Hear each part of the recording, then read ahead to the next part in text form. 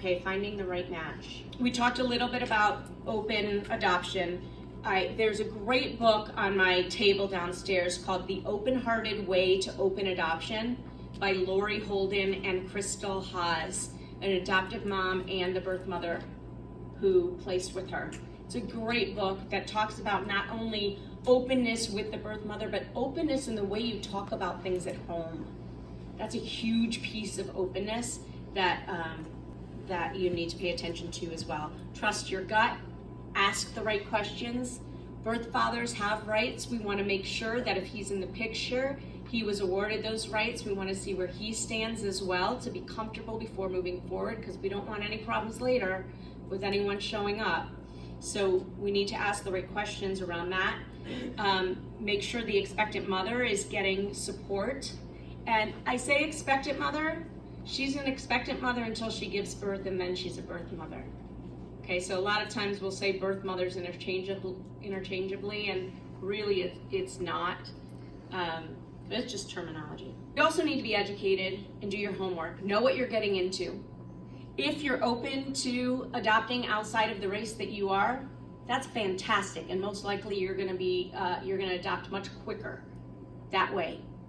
However, it needs to feel right to you. You need to know what that looks like, or at least have some understanding of what that might mean for your family and for this child. Can it work if the child's the only has the only colored skin in all of your family? It can. You just need the tools, and you need to know, you need to identify that that is a thing. Mental health issues.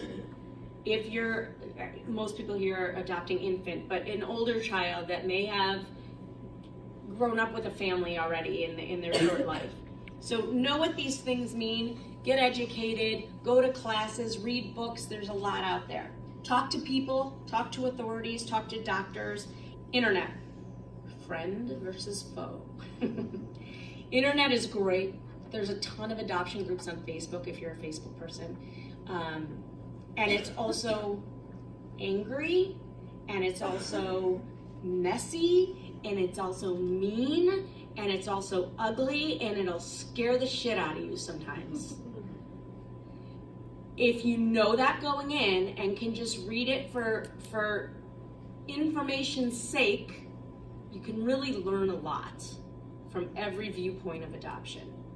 What I have found is that people who need a place to spew do it on the internet, and people who don't, who have a really great relationship and their journey went great and they had a great time with the agency or whatever, just move on with their lives and don't feel the need to share that with the world. So just keep that in mind.